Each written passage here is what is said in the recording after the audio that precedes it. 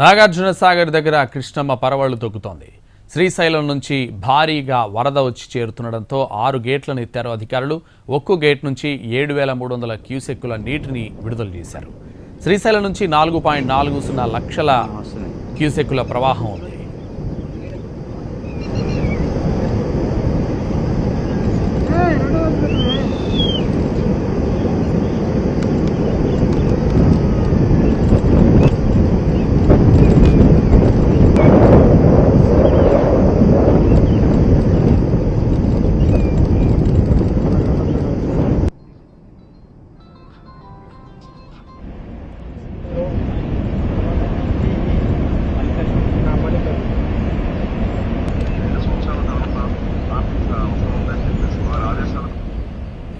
Nagarjuna Sagar project నుండి crust గేట్ల ద్వారా దాదాపు 2 లక్షల క్యూసెక్కుల నీటిని దిగువకు విడుదల చేస్తుండటంతో నల్గొండ, సూర్యాపేట, ఎన్టీఆర్, గుంటూరు, పల్నాడు జిల్లాలకు సంబంధించిన అధికారులను అప్రమత్తం చేశారు.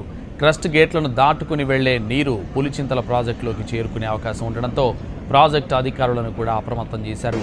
ప్రాజెక్టు పూర్తిస్థాయి నీటి మట్టానికి చేరుకుంటే నాగార్జున సాగర్ కుడి, ఎడమ కాలువల ఆయకట్టు ఖరీఫ్, రబీ పంటలకు ఇబ్బందులు తొలగినట్లేనని అభిప్రాయం వ్యక్తమవుతోంది.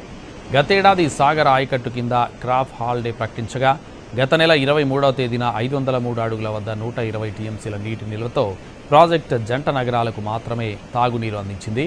ప్రస్తుతం సాగర్ ప్రాజెక్టు నిండుకుండలా మారడంతో తెలుగు రాష్ట్రాలలో 22 లక్షల ఆయకట్టుకు ఇబ్బందులు తొలగినట్లేనని భావిస్తున్నారు రైతులు.